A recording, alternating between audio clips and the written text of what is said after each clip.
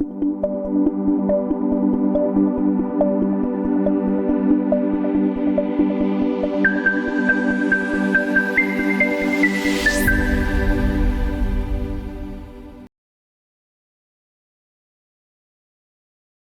everybody. John Haldy here, and I am extremely excited to have Matt Anness with me. Matt is with Trio. And for those of you who don't know Trio, Trio is a firm specializing in offshore staffing for the transportation industry. And Matt, first of all, welcome. Yes, thank you for having me on. No, it's a pleasure. I appreciate you volunteering to come on and let me pick your brain and learn as much as I can in the next 30 to 60 minutes. Thank you. Oh, my pleasure. My pleasure. I'm excited to be here. So, full disclosure, Matt, I actually have some teammates who work in the Philippines. So, I have a little bit of experience in this, but I am a complete babe in the woods. And when we were talking previously, you told me about previous experience you had where you've hired hundreds of people and trained hundreds of people and gotten amazing things out of them. I love my team. I know I'm a terrible leader for them. I have not given them structure and guidance. So I'm going to make this a little personal because I want to learn for myself.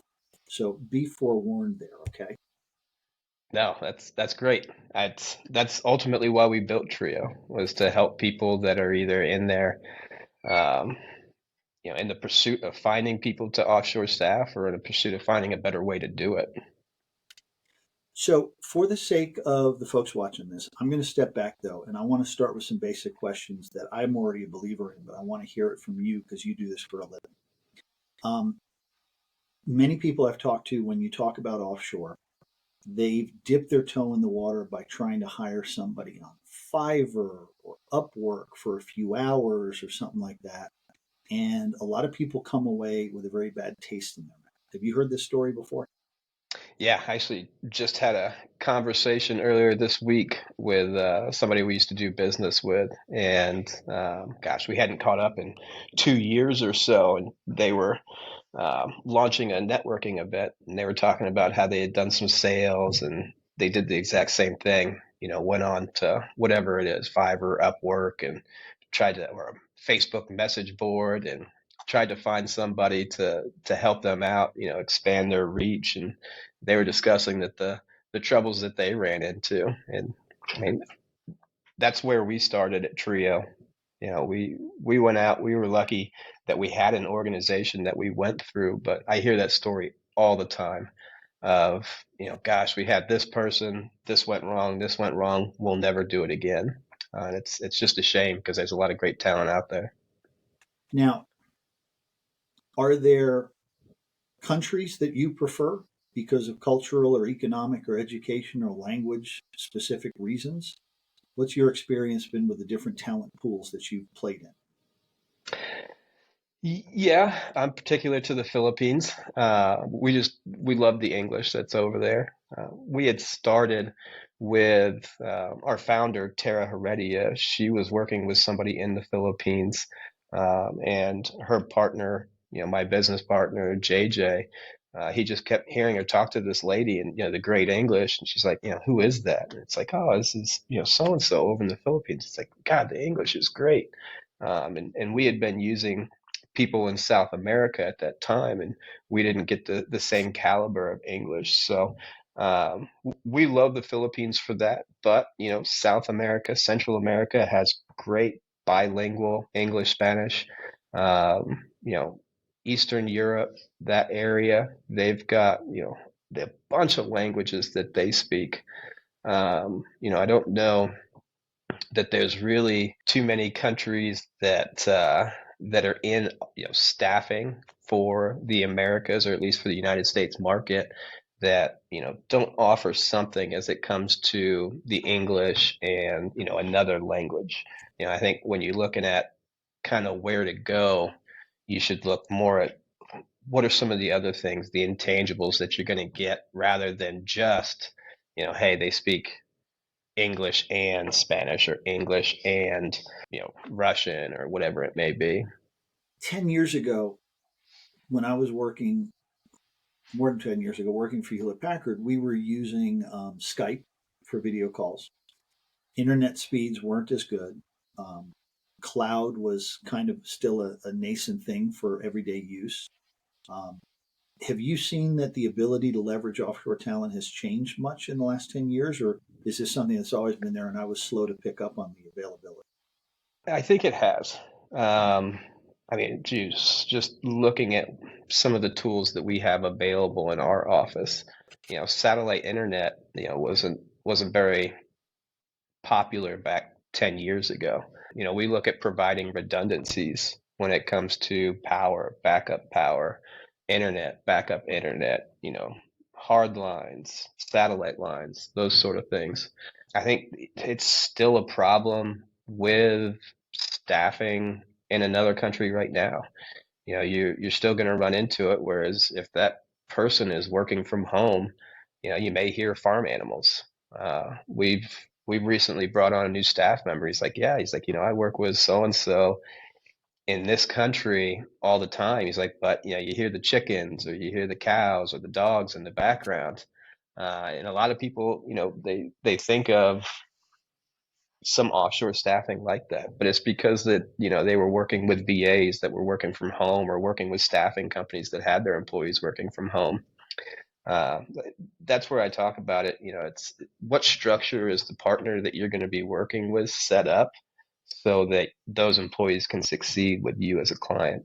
Now, to be We fair, I work from home sometimes, and invariably when I'm working from home, the gardener is outside and the dog's going batshit crazy and barking, and I'm apologizing for it. So it's not like a non-US phenomenon. Yeah, I mean, I can't do it. I'm here in my office in Overland Park. I've got a 15-minute ride. Anytime I work from home, I'm doing laundry.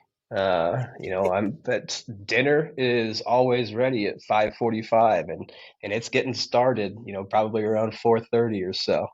I can read an email and chop a pepper, but at my most effective doing that. Yeah, I mean, you mentioned it. It's the internet at my house goes down. The internet here in my office in Kansas City goes down. Um, but that's just one of those things. I mean, building in some of those redundancies to make sure that I can satisfy my clients. I don't have the ability to do that at my house. I'm not paying for. I've got Google Fiber at my house. I'm not paying for Google and Comcast and whatever else is out there. Now, I happened to hire in the Philippines, and one of the reasons was somebody told me almost everybody over there has a solid college education. You seeing the same thing? You do a lot more hiring. Yeah, no, I would say unless they have a bunch of experience in doing, they call it BPO work, business process outsourcing, they're all going to be college educated. And you look at it across the many islands that they have in the Philippines, the different offices that you can put in different cities, they've all got specialties. It's the same as here in America. You go to I'm just thinking locally, you go to Kansas University for business and communications degrees. You go to Kansas State for an agricultural degree. There's same thing over in the Philippines. So, depending upon the region, what universities that they go to, you get different specialties, aptitudes for them to succeed in those roles that are, they can do here in America. But it's not just that. I mean, I was interviewing someone the other day for a role which was not a high level technical role, and he had a degree in aeronautical engineering. And the problem Hmm. they have over there is there's not a lot of jobs in those highly technical things that they study.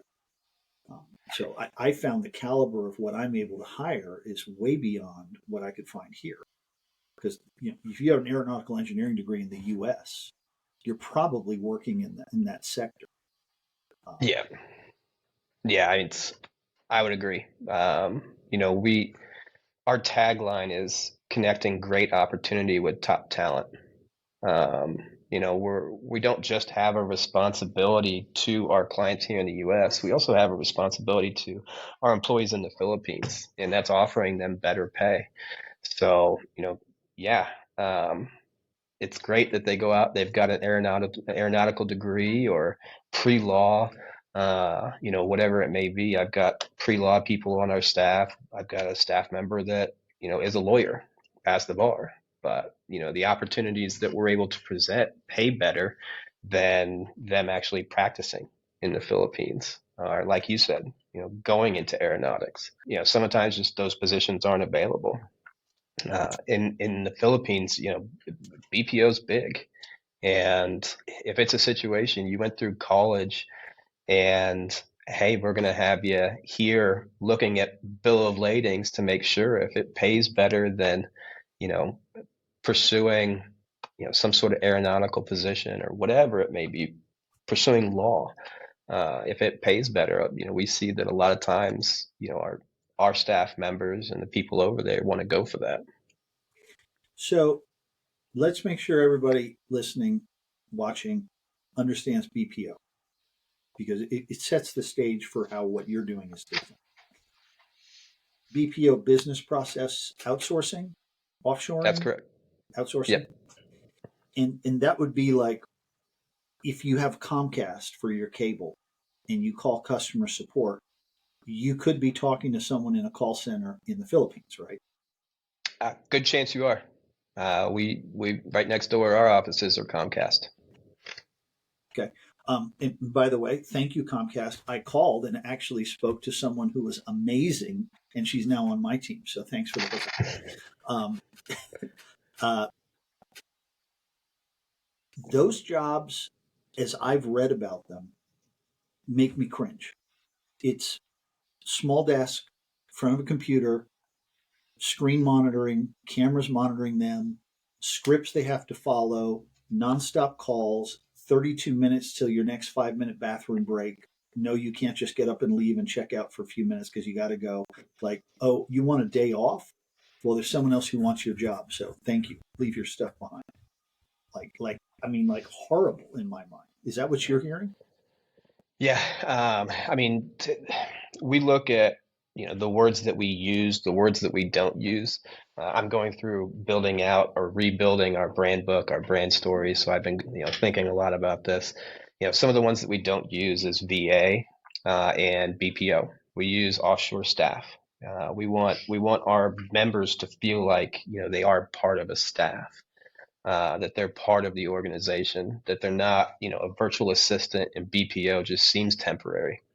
It seems, it lends itself to being turn and burn, that they're always replaceable.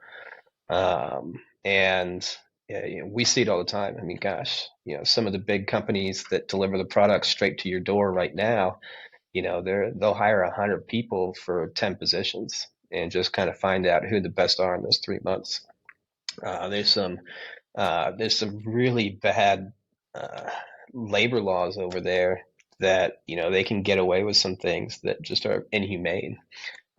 So what we focus on is finding the right people, the ones that you talk about, the ones that have aeronautical degrees, the ones that came from an organization that probably was a little bit more toxic, but they were a subject matter expert or a team lead. Um, you know, getting a more advanced in their career, advanced in the hierarchy of a company employee that'll come in and do the work for our clients. Yeah, there's some practices over there, and that's the beautiful thing about what we're able to do at Trio is we're able to develop that culture and change some of these things, make them feel wanted. And we want them to be a staff member for a long time, not just 6 months or a year, but 2 years, 3 years. And because of some of the changes that we do differently from a lot of companies over there, we've got members that have been with us, gosh, since our first client, first few clients. Some of the people I've talked to who are unsure of this, they're very cautious and they say, you know what, I'd like to hire someone part time or on a temporary basis. Do you find that that works? We haven't. Yeah, anytime that we hired somebody part-time, usually it's, hey, we want this person from 8 to noon. They always want them for another hour. And we don't like to take an employee and give them to multiple clients. We need them to specialize in something. You don't want to confuse them between two different roles and how two different companies operate. Don't want to create, split loyalty for that employee between two different employers. So yeah, I mean, it's not something that we've done. If you're looking at doing something like that, there's a lot of call centers that'll do that. But it's, you get what you pay for type situation. A lot of what we see that works is, hey, you've got this part-time position that you've identified as a need right now. you know, Talk to a few of your other employees. What are some of the things that they're doing that's not generating revenue? That's, some low, um, cost productivity, or it's not necessary for their customer satisfaction or for them to generate revenue. Start identifying some of those tasks, because you'll find out real quick there's a lot of BS tasks that we do, that can be offshored to somebody that's going to love it, that's going to spend more time and dedication and do it better than us, because they appreciate the work better. Whereas, hey, we're just doing it because we got to get through this to do the things that are going to make us better employees to our company, to make Or, more money. And or then, worse, we're not doing them when we know we should because we don't have the time or the desire to do it. yeah, or even worse is that we've got employees that just want to do, the tasks that don't really drive growth, that don't drive revenue. I mean, that can kill an organization real quick. Is that, instead of somebody picking up the phone, and making a call to a customer, that they would rather fill out a report, or do busy work that doesn't have an impact on the satisfaction of a customer, or it drives revenue for a business. My experience, and I tried this, I was one of these people who said, I'm not ready to hire someone full time. I don't want to make that commitment. What if it goes wrong? Blah, blah, blah. What did I spend? I went on Upwork. I had a 20-hour project, 15-hour project that I didn't want to do that I wanted someone to do. And my experience was I was 2 to 3 hours into evaluating people. And I finally made a commitment. And then I had to spend 4 or 5 hours spread out just to get them to think the way I wanted them to think, to get this 10, 15, 20-hour piece of work done. And when I looked at the time I spent on that, I was like, I could have done it. Might as well just get it done myself. And I think that that's a lot the pattern that a lot of people get into when they try to dip their toe in. And it wasn't until I finally screwed up my courage and hired someone. And yes, I had to invest the time, but they were there again the next week and they were doing that without any help from me. And then I quickly said, well, hell, I'm going to teach this person to do something else and teach them to do something else and teach them to do something else. And pretty soon I was creating space in my day and it was glorious. But somehow or another, I couldn't see myself getting there initially until I said, Geronimo, let's see what happens. Do you run into that with folks? Yeah, all the time. Hey, we'd love for them to do this. Yeah, we call it, at Trio, we call it, we're a victim of our own success. Some of the ways that we do thing with all of our processes and documenting for our clients, and then going in and doing weekly meetings.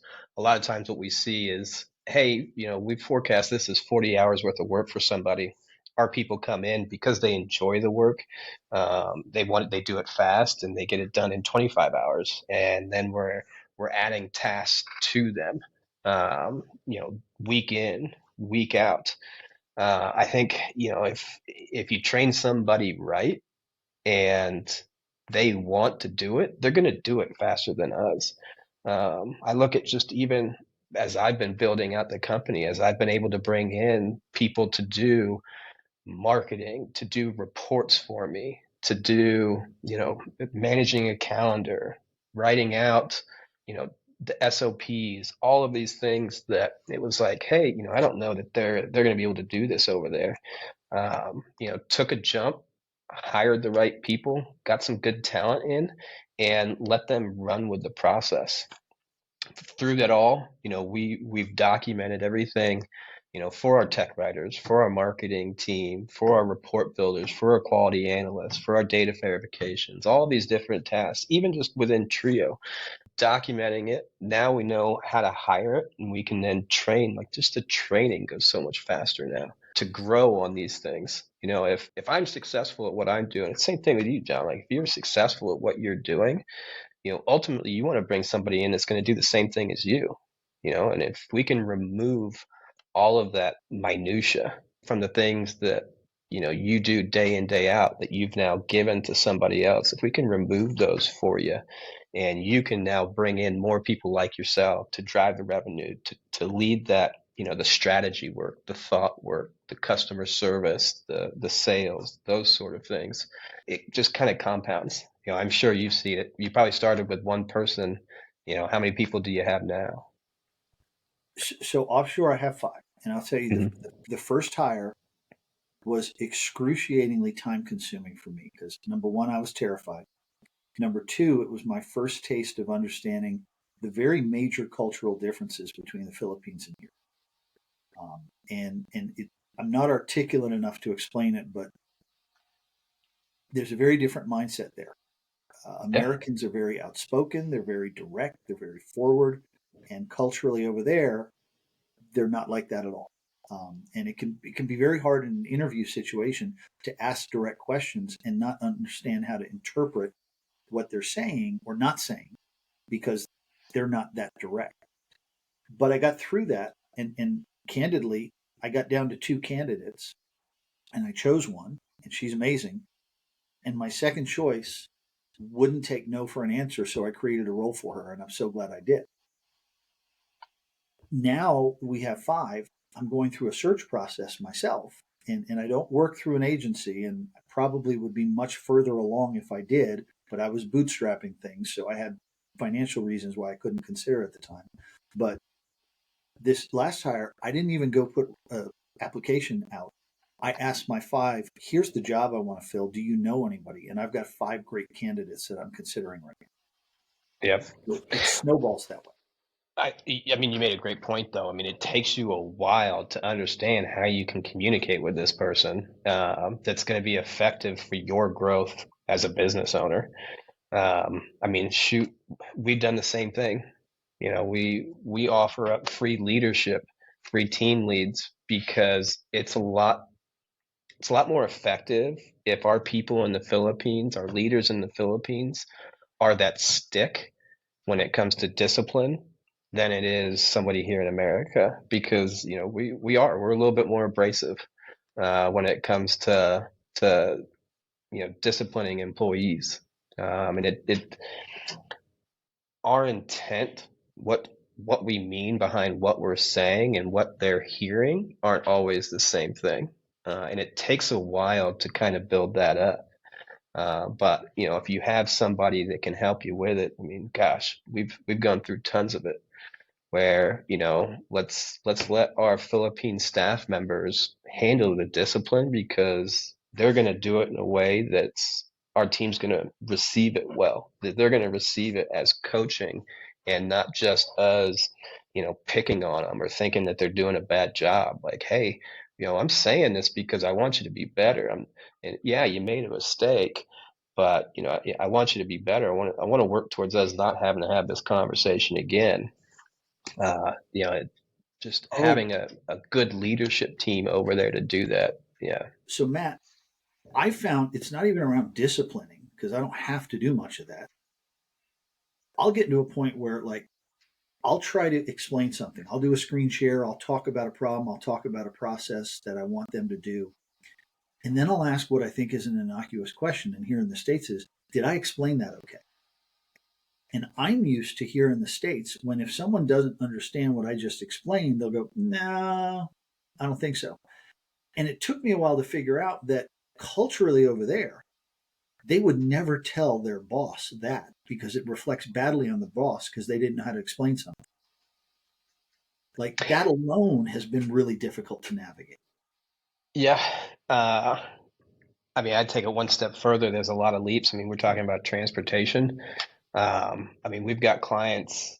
Yeah, I just spent 40 days in the Philippines, and we had clients that were sending over weather maps showing the snowstorms and things like that. And they thought it was, productive. Our client thought it was productive. Hey, we're gonna, show them, hey, there's, these storms. Our team had no clue what it meant, and they weren't saying anything. They were just like, okay, we know this is bad, but they didn't really understand why it was bad. So, we had to build out some resources on, what does blue mean on a weather map? Uh, because yeah, you don't get snow in the Philippines. It just doesn't happen. What's a whiteout? What's a blizzard? And it is, you know, empowering them. That's something we work on all the time. Empowering them to speak up and just say, hey, I need more information on this. I need more information on that. I think it's difficult. I mean, it's not just in the Philippines, it's difficult for any employee. Nobody wants to come across as insufficient, that they don't know something. And it doesn't help when you do have, some sort of, I wouldn't even call it a cultural divide, but um, they have such respect for the positions and people here in America that they don't want to be seen as, not smart or not educated in something that you're talking about. You'll find a lot of them. Well, if you send them that recording, is they'll be online for 3, 4 hours after that, researching, what this weather map is. What's a whiteout? What's a blizzard? What's a high wind warning? Any type of those things. It's it can be difficult, but I think that's true to even people here in the United States. When you look at, everybody wants to think that they are cut out for the job. Nobody wants to say, I don't understand this. I was looking at something just, earlier on LinkedIn where, a great leader is one that sits and listens and asks questions. It's difficult for people to do that, though. It's difficult to be a great leader. It's difficult to let other people talk, analyze the information, ask more questions, and then present what you believe to be the best product. I mean, it's the same thing. Philippines, I think, here in the States, it's tough. If I don't understand something, more often than not, I'm going to ask. But I was at a point in my career where it was, I'm not going to ask. I'm not going to say a thing. I'm going to sit there and I'm going to listen to what you're saying. I'm going to write this down, and as soon as we get dismissed from the meeting, I'm going to go Google it, whatever it may be, so that it doesn't seem like, I don't know what you're talking about. The aha moment for me with my team members was when somebody explained to me the typical BPO job pays X per month and has lots of restrictions, no benefits, no flexibility, none of the things we would expect in a job. I'm paying, and from what I don't want you to give numbers, but from what I've heard talking to you, you're probably paying about where I am with benefits, flexibility, a reasonable work life balance, that kind of thing. Probably more than 2x. And I realized that some of my team members were having a little bit of imposter syndrome, which we've all had before, because this is a dream job for them. God forbid they say something that somebody goes, "Oh my God, I thought you were a rock star. You obviously don't know what you're doing. You're fired." Right? Like there's a fear, like, I don't want to lose this job. And I grew up in a generation where one of the most popular songs here was "Take This Job and Shove It." Right? That's not the way they're thinking. Yeah. Um, it's interesting to me. I have to remind myself all the time that we're creating really good jobs and people are afraid of losing it. And it takes a lot of trust to get them to speak up when they're not sure about something. It's a problem with hiring in the United States. It's a problem of hiring in the Philippines, Colombia, Mexico, wherever you want to look at. Um, you think, gosh, I'm going to pay somebody, $40,000 here in the United States to do this job. I'm going to go to the Philippines. I'll offer them, 30,000. It's, $6,000 more than, um, what they what would qualify, a normal person for that role. And we think that we're just going to get better talent. It's the same thing in the U.S. Hey, somebody will do it for 40 grand. I'm going to put it out there for 60 and think that I'm getting a great candidate. It's just it doesn't work that way. And hiring and selecting talent is a pain in the neck. I think that's why, if you're looking at it, if you think that there's a future in building a staff, outside of the U.S. to support you, you really got to look at, how is it that you're going to select a good candidate? Because it's true everywhere. I mean, we talk about it all the time. We do a lot of cultural fits. We rely on our core values. So when we talk about things and we bring in a subject matter expert or somebody that was a team lead or a supervisor, an office manager from another building, because we're paying better, we can get that kind of talent. But if they're not going to be willing to do the job and be one with their coworkers and listen to their team leads and these sort of things, it's not going to be a good fit. You can find quote unquote highly qualified or upper echelon employees, but if they're not going to fit into you know reorganizing your Excel report for 2 hours every day, it won't be a good fit. So So, from the standpoint of a place like Trio, um, I'm proof that it's possible to find talent yourself. I'm also proof that that's the hard, slow, make a lot of mistakes, do it DIY mentality, but it what's can your be. pain tolerance? That's what we ask. It seems like you Obviously, have a mine. lot of pain tolerance. But the part where I haven't cracked the nut, and I really wanted to learn from you today. I'm in a small organization. We move really fast. A lot of people have a lot of things in their heads. It's so hard in trying to grow and manage things. Literally, we're not on the same page because nothing's written down. And I think that that's a problem endemic in many, many, many small companies, transportation included. Is that a fair statement?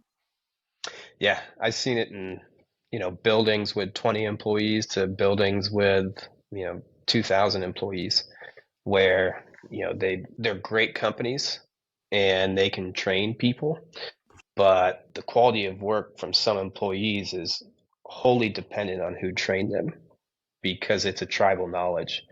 And it's hard, hey, we can identify this guy's not producing as well as this guy, but we don't know why, because they're trained by two completely different people, right?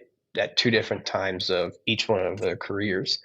I think it's the biggest thing that we do is, hey, let's come in, let's write down this process, and then let's You guys train. do it. Yeah, Trio yeah, we does. do this for all of our clients. Let's write down the process that you want us to do. Um, let's put it in a format where our employees are actually going to learn. Look, they learn different than people here in the U.S. do, and they're going to learn different because they're in an office, however many thousand miles away, and they don't have the ability to go, hey, John, how did we do this? That they don't have that like a lot of the U.S. employees do. So Well, there's I'll certain call things BS that, on that for a minute because I got 15 people, 5 are offshore. The other 9 don't work in my office. They all work from home or whatever.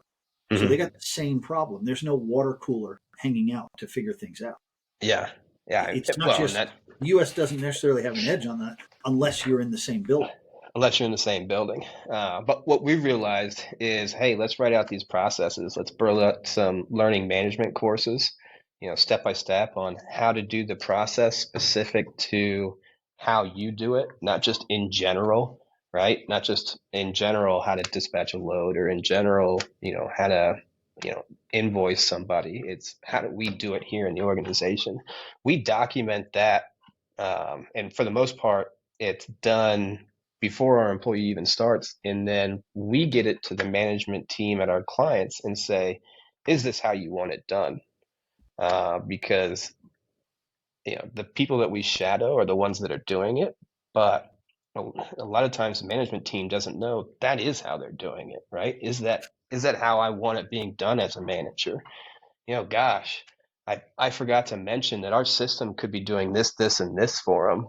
You know, why is our team doing it this way? Well, it's because it's never been documented, right? And Well, that's the then way we we've never, always. yeah, exactly. So a lot of times, we come in, we document all these things.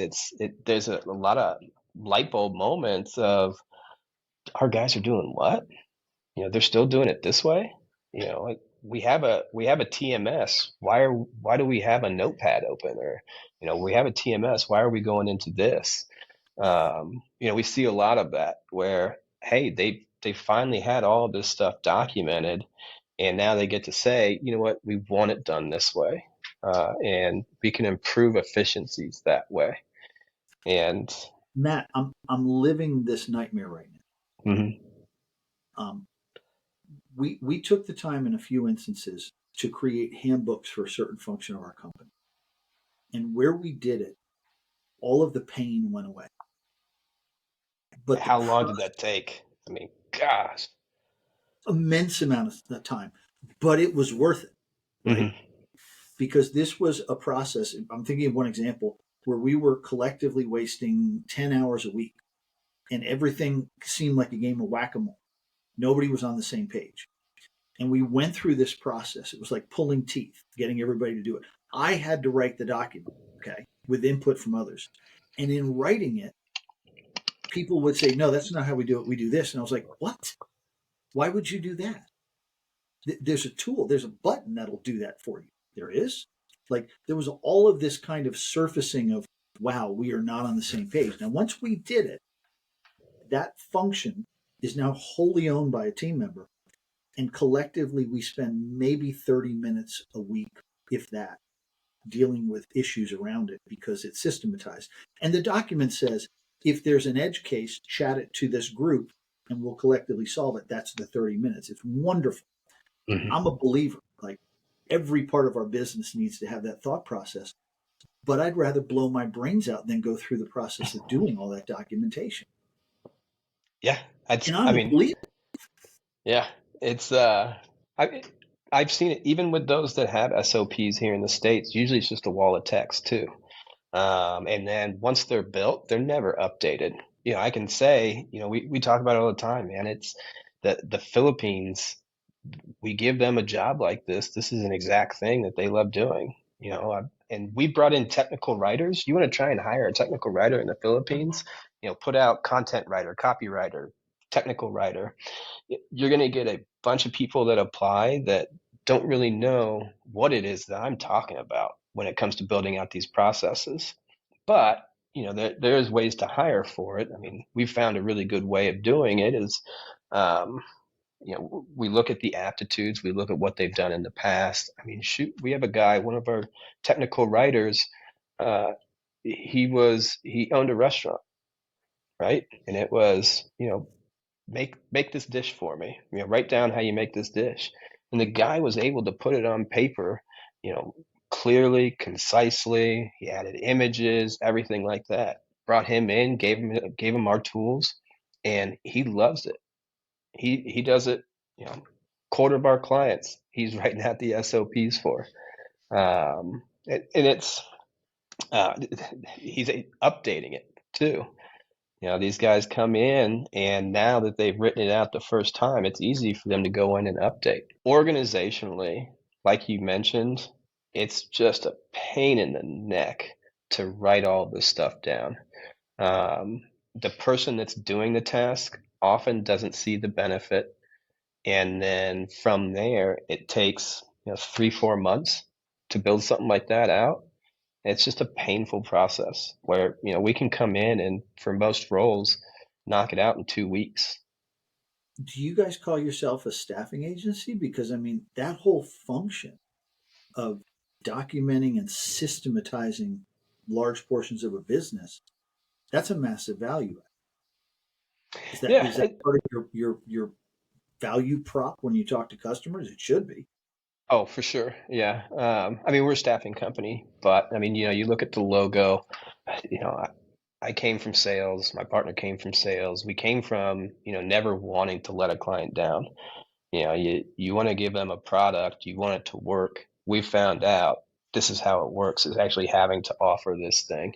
And, believe it or not, writing those processes down, no matter how much a pain in the neck it is for an organization to do, because we do it day in, day out, we can do it in 2 weeks. And then because we meet with you every week, we can make quick edits. We stay on top of this because that's how we're going to be successful as a staffing company. The three parties, it's our great talent in the Philippines. It's the amazing opportunity that our clients represent. And then it's Trio US. It's just recognizing what's going to work for this position to be staffed in another country. And that's our value add. That's our USP. A lot of people are just throw people at the problem or represent a cost savings. We want to make sure that this works. It works for the long term because that's the best for our employees as well as our clients. I mean, I don't want to take you off your business model, but you could almost take that function, go to a business that isn't even hiring, and improve the business just by doing that for Absolutely. I mean, hey, here's the thing. Throw me a number.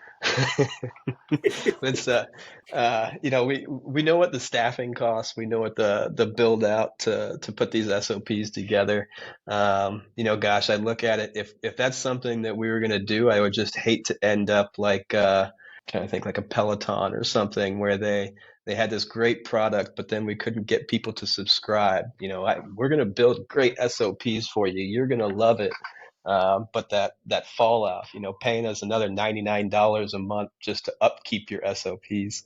If you could shoot me over that pricing model, hey, we'll take a look at it. I'll start selling it right now. We get people all the time that just say, hey, can you write out our SOPs? We love the package that you did for us when I was here. I had a guy just reach out the other day. He's like, he was an employee, a high level employee of a company we do business with, and he said, hey, I love the SOPs that you put together. We're making some changes in our IT department, and we want to roll some things out to all of our employees. Will you do it? And I said, look, I'd love to. I'm not going to say no to anything, but we would like to piggyback it with, our employee services, what we actually do. Shifting gears a little, I'm going to role play a little because I know a lot of TSPs and I know a number of the things that they have to do in their businesses. I'm going to ask questions on their behalf to Hmm. try to help internalize what offshoring, not necessarily Trio, but what offshoring can do for them. Okay. Yep. Let's pretend I'm a TSP, fairly middle of the road. I'm a 12 truck TSP. I work in the business. My spouse helps me, and I have the trucks in two locations, and in each location there's a senior driving manager. Okay, kind of a plain vanilla setup. Okay, um, and this is for a large carrier. I said TSP, so those watching should know what I'm talking about. Um, could I find somebody to handle all of my accounting and bookkeeping? Aspects of it. Gosh, all of the accounting and bookkeeping. I know, Taking you all get. the bills that come in and entering them in. I want control of cash. I don't want them to have access to control of cash, but I want them to take the bills, log into places where the bills are, get the PDFs, put them in the accounting system so I can review the bills and pay it. Doable? Yes, absolutely. Reconciliations, document uploading, saving it to the right file, entering in all of the right fields, taking this information, putting it into the system, all of that calling for the paperwork that you don't receive. I mean, gosh, the amount of times that we have to, unfortunately, sometimes call a driver just to get a page of a bill of lading or whatever it may be. Um, it's time consuming. All those items on the accounting side, uh, absolutely. Can that person also keep track of driver hours or driver miles and review settlements to help sort of do payroll processing? My software helps with that, but somebody's got to drive the software. Can these folks do that? Yes. Yep. So with these positions, you look at it, you've got hard rules, right? It's not, you know, it, I'm gonna pay this driver 62 cents a mile this week. right? You're not having them make those judgment calls. That's what we look at. Any of the day-to-day things that you do, if it's accounting or payroll, that there's hard rules, there's no judgment calls being made, they can do. And okay, let's get down to some brass tacks for folks who don't know. Without putting dollar figures on it, you know what a general accounting type bookkeeping person would cost in the US for that. As a percentage, what would it cost to hire them offshore, you think? You're going to pay about 40%, 40%, 40 to 60% less. 40 to 60% less than Hmm. onshore. Yes. And you don't have the headaches of FICA, FICA. health Yeah, insurance here, whatnot, going through an agency. You guys take care of the benefits program and all that stuff. There's no filings, there's no Department of Labor, there's no unemployment insurance. It's just pay a flat amount and you're done. that's correct. Okay. Yeah. How do you give them phone access to call somebody in the States? I, there's tons of different tools out there. Um, yeah, I mean, everybody, you've got remote workers, so you have, I use Google VoIP Voice, or 10 bucks a Google month. Voice. Yep, exactly. My So team Google has Voice. 404 Atlanta area code phone numbers. Nobody's the wiser. Yep. I mean, soft phones, everybody is using soft phones now. Not very often is there a hardline phone at somebody's desk. It's a headset, it's connected to their computer. So you can do that in the US, you can do it in the Philippines, you do it just about anywhere. Your team members, Philippines is about 12 hours off from us, so it's kind of easy other than with daylight savings or what time zone you're in. But East Coast, I flip the AM to PM and I've got a pretty good guess exactly what time it is there. Some of my team members work US hours, some don't. How does it work for you guys? With the phones, and with the hours, they work all hours. So we run a 24/7 staff. We have people that work 7 to 4, 8 to 5. We have some that work from 5 p.m. to, was that 2 a.m. Some that are working 11 p.m. to, you know, 8 a.m. Yeah, it's kind of fascinating in the Philippines. I mentioned earlier I spent about 40 days over there recently. I mean, you leave the building at 4 or 5 a.m., which is 5 p.m. here Central Time. You go out and it's vibrant. Everything's open. Everybody that, if you're younger, if you're 22, just graduated, 22 to 30 years old, all your buddies are working the same schedule. It's, the hours and the difference, it's not really, doesn't affect how they work or their willingness to work those schedules. It's a lot different than the US, where we work a graveyard shift is not, other than your coworkers, there's not a lot of other people that are working that shift where it's, completely different in the Philippines. Now, the person who does my accounting bookkeeping, when she started, she was working US hours so we could do a lot of training. We've gotten to the point where she's pretty much completely autonomous. She's working daytime hours on her end because she's got two little kids to take care of. But I was worried about it. I'm in love with it because all day long I can shoot emails to her, even at the end of my day. And when I come in the next morning, everything's done waiting in my inbox. It works great for me because if, you know, I don't want to work late. Well, Hannah, can you do this? And I come in the morning and it's done. I love that. I mean, it's, looking at it, a lot of the things, bank reconciliations. If you look at any data that you get as a trucking company overnight that you have to come in and manage the first 3-4 hours of your day, they can be doing it live. So, shifting some of the way that you think, gosh, bank reconciliations, that sort of thing, you know, you send over a list at 4 a.m., remittances, all of those that come in, they can, over those overnight hours, make it so that you come in the morning and it's just neat, clean with a bow on it. A lot of Case the in point, dispatch. a great example, a large carrier that we all know puts out their settlement files Tuesday nights at 9 p.m. Eastern. I know a number of carriers who have offshore folks where it's 9 a.m. their time.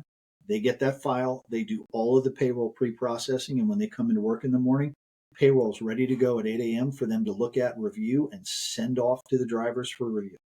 Like, boom, just done. And nobody had to stay up late to do it. Yep. I mean, gosh, we look at it, the amount of dispatch roles, if you're a smaller, medium-sized company, and your employees are having to field those calls from 11 p.m. to 3:30, 4 in the morning, you're not going to answer that phone the same way somebody would if they're in the middle of their shift. We our people nail it with those positions, and the drivers love it. Everybody comes in and they're worried about, they're in the Philippines. Our drivers, they're very proud to be American. It's like, yeah, but they also want to talk to somebody on the phone. And it clicks really quickly within a few weeks when those drivers, some of them will say, oh, you have an accent, I want to talk to so and so. To a week or two later, it's, you know what, thank you. Thank you. Anytime I call, you answer the phone. You're always in a good mood. You're happy to hear. You're happy to talk to me. You resolve my issue right then, at 2 in the morning, 3 in the morning. Yeah, I just want to appreciate it, appreciate you. We hear that so often, with new clients after 5, 6, 7 weeks, with these overnight positions, that just getting them on the phone and the way that they interact, it's different than a lot of us in the U.S. If we had to work from 11 p.m. to 8 a.m. or 10 p.m. We're groggy, we're upset, we're mad at the world. We're not happy to be there. It's the opposite. Do you find that they can do maintenance tracking and maintenance reporting back to for compliance purposes? Yeah, absolutely. I mean, it's detailed record keeping. They can do all of it. That's another situation too. I mean, tracking that stuff down. You build out a process for it, and that's where, coming in with somebody like us, you give us a schedule of when everything needs to be done by, where it needs to be saved, what the file needs to be titled, then we're going to take that process over. And, it's a situation where, they're going to call to get that paperwork. They're very pleasant to deal with. They're going to save it in the right way. We take a look from there. Some of the things that we don't do, because I like to explore both sides of this, is, making those safety decisions, when to roll, when not to roll on a tire. That's not something that team should be doing. This driver had a inconclusive drug test. Our people don't make that decision on what happens next, right? Some of But can they that bring it to the judgment. attention of the decision maker? Oh, yes, absolutely. And that's where, we look at just documenting those things. That's where a lot of companies fall short in realizing what can you do offshore, because their processes aren't documented right now. We can build decision trees. I know that, with the FedEx or the line haul guys, they're not doing, temperature controlled, but I mean, geez, we put together decision trees on temperature controlled products all the time. We know that frozen meat has to be here. We know that, produce has to be here. Some can be continuous, some can't. Pharmaceuticals, look, there's no deviation. And if something's showing up wrong and you can't get a driver to comply, that's where we escalate it to, this person or that person. But we build out decision trees on a lot of that stuff. Gosh, you look at the fraud. Do you guys handle? I gotta imagine you handle FedEx, or not with FedEx, but with like the line haul. Do you guys handle money codes still through your fuel card? How do you provide funds to these guys on the road? Um, for TSPs, that's handled through FedEx. So luckily Okay. that's not an issue there. But fuel fraud can be an issue that needs to be monitored. That's something that folks should always be looking at, is their fuel transactions, because if they have a truck that's in Scranton, Pennsylvania, going to Savannah, and it buys fuel in New Mexico off that card, someone should be paying attention right away. Yep. Yep. And And all of those things should be written out, and there should be hard rules to follow for the majority of your staff. You said no safety, but what about monitoring ELDs for hours of service violations and people who didn't log off their shift and that kind of thing? So yeah, correct statuses. We don't advise our clients to have our people correct the status, move a status, but the actual, hey, that's, we kind of call that part of the track and trace. This guy's got 8 hours to get to delivery. He's got 6 hours on his clock.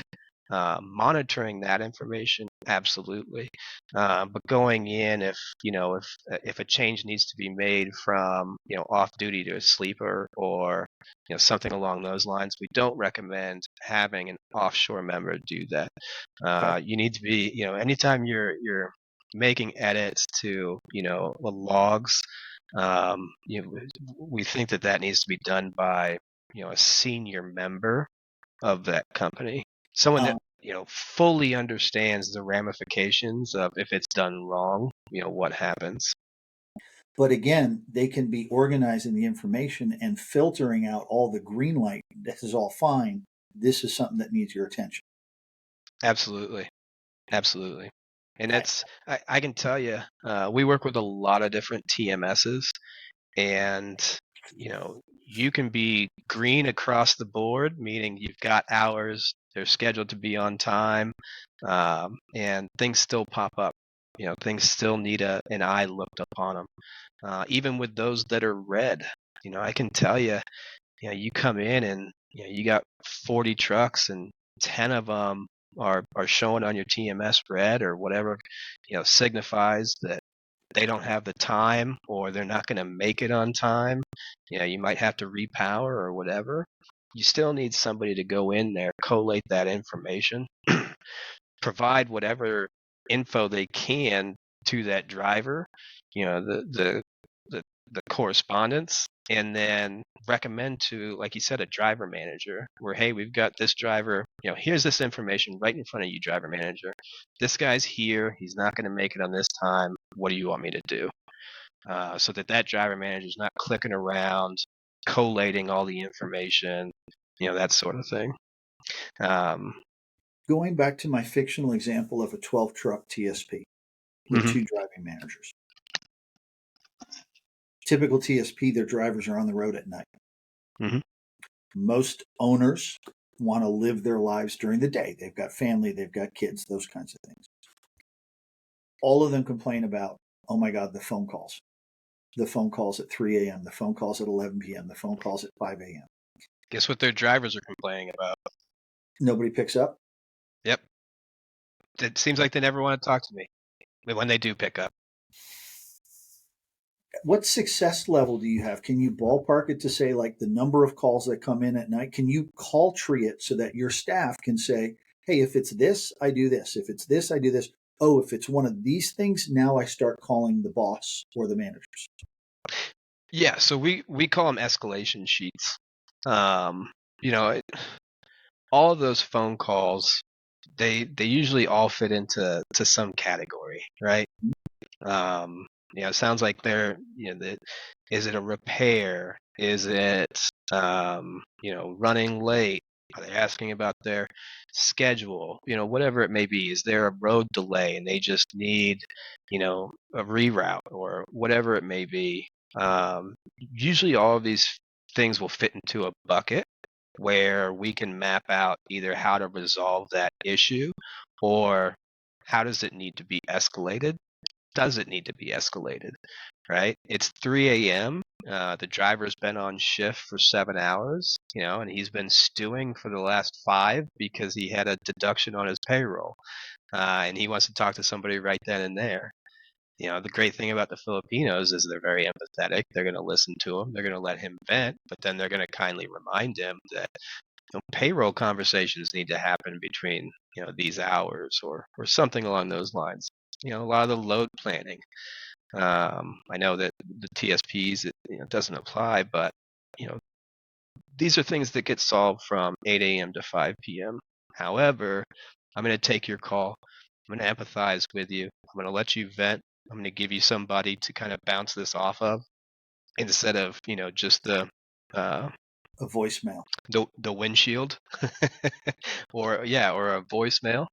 Because that's just going to frustrate somebody more. Is, right now is I want to talk about this, and I can't get a hold of you. Or if I get a hold of you, here in America, we answer, and it's 2 in the morning, man. I'm not going to be able to fix this till 8 a.m. Let's talk then. Click. You're going to tick off some drivers doing that. And you just got woken up. How people answer the phone at 2 in the morning is a lot different than when they answer the phone at 10 a.m. Where our people can field those calls. They can kind of de-escalate those situations if they can't solve them right then and there. And like I said, as far as you know, keeping drivers, it goes a long way for a lot of organizations. Is that, hey, it used to be historically I'd call and they'd try to get me off the phone. Now I call and they're polite, they answer, they listen to me, and our issues. It seems like our issues get resolved.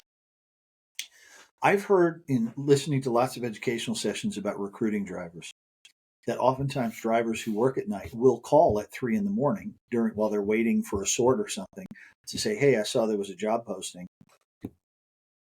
Do you ever use your team members in a recruiting capacity, or at least in a call center capacity, to say the person you need to talk to is not available, but would love to talk to you? When's a good time for them to call you? Let me schedule that.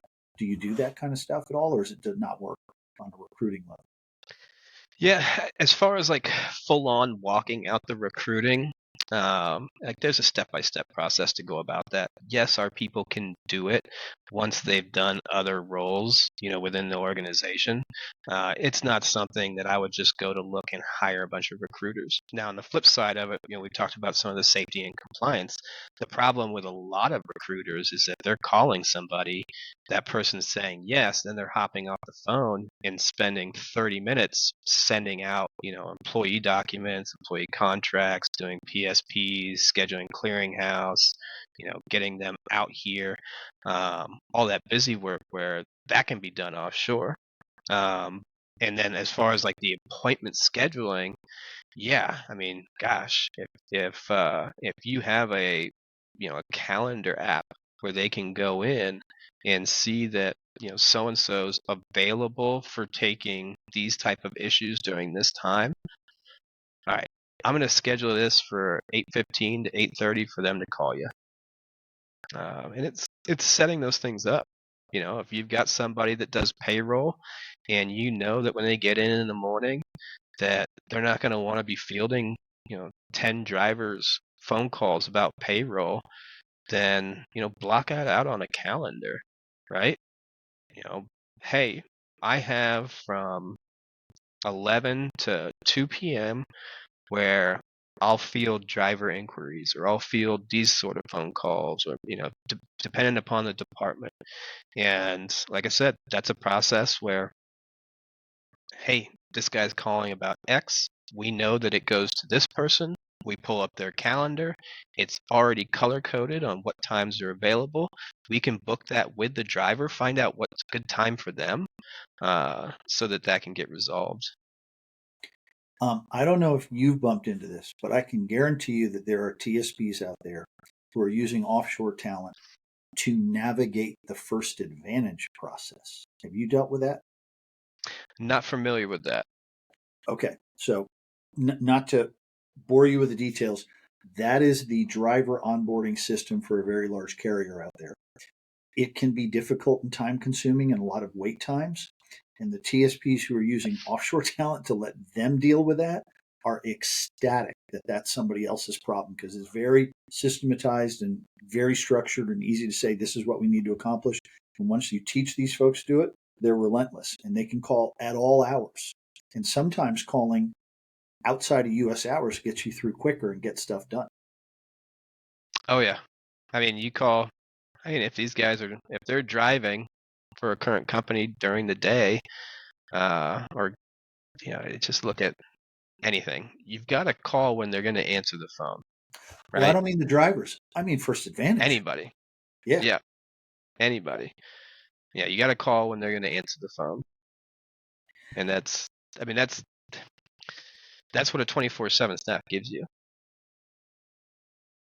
And then on top of that, we just look at it. You got to segment out the BS that your current client or your current employees are doing, right? If dealing with that system is a time suck, then It is.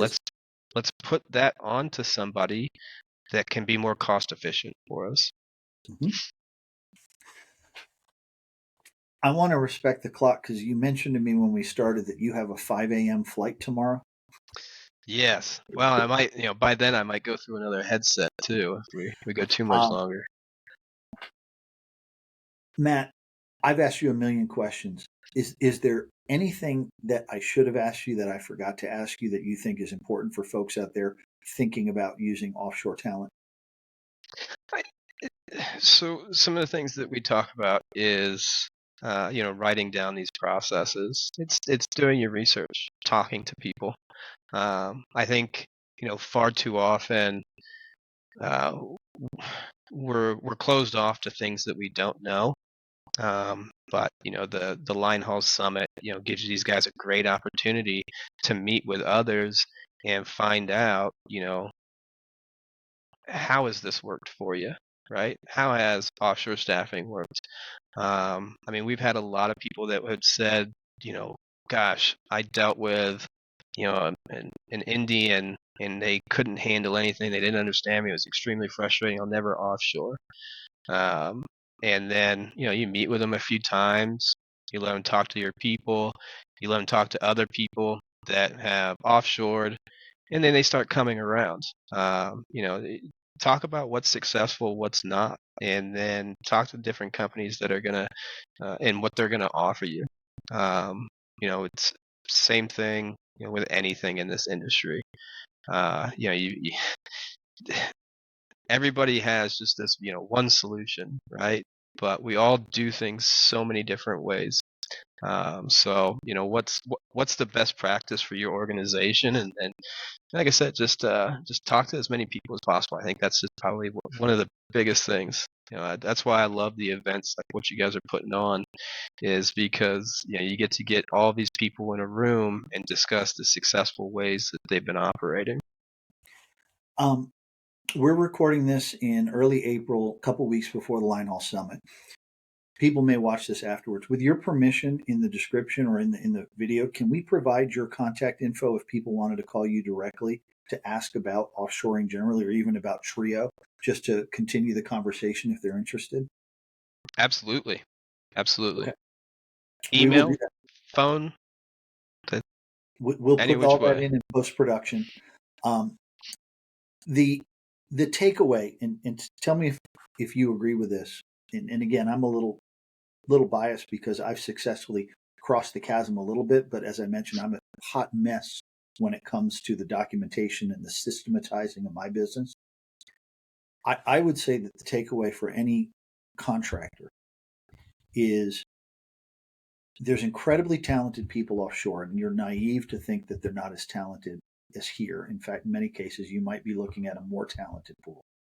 The cost is gravy on that because culturally they're just great employees and team members. But the big hurdle that you're going to have to overcome if you're a typical TSP or contractor, I should say, is, and it's an important one, you probably haven't systematized your business the way you should. And so, what makes it very hard is don't think that hiring offshore means you don't have to systematize. It's going to force you to do what you should have already done. But working with a group like Trio means you don't have to do the hard work. Trio will figure it out. Fair? Absolutely. You mentioned it. You talked about crossing the chasm.